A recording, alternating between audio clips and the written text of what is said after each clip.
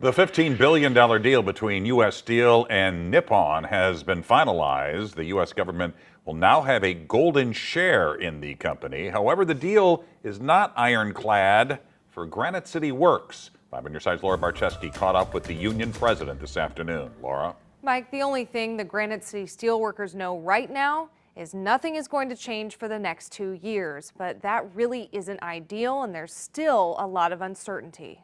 Japan's Nippon Steel and U.S. Steel said in a joint statement the partnership will protect and create more than 100,000 jobs through unprecedented massive investments in steelmaking in the United States. In a presentation sent to United Steelworkers on Wednesday, Nippon Steel plans to invest $11 billion by the end of 2028 in Minnesota, Indiana, Arkansas, Alabama, and Pennsylvania, but Granite City Works in Illinois isn't even on the map. We're going to stay status quo for the next 2 years.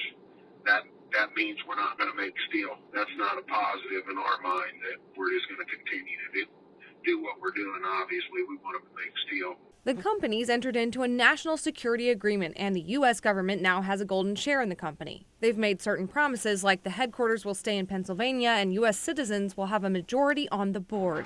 President Donald Trump will also have special decision-making powers, including which plants to close or idle in the U.S. Granite City Mayor Mike Parkinson wrote a letter to Trump asking him to remember the crowded room of steelworkers turned supporters that he visited here in 2018, but he never received a response. I've heard him say we're going to build another plant somewhere else in the United States, but what's the point in doing that? We have the workforce here in Granite City.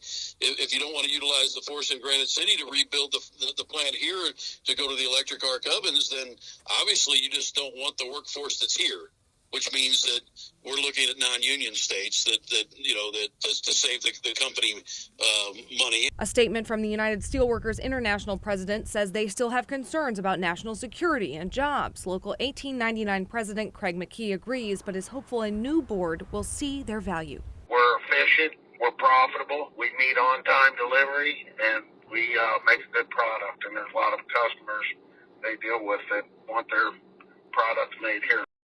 Representative Nikki Budzinski called the deal unacceptable and is going to be in Granite City on Saturday with the union, calling for a seat at the table to give local workers a voice.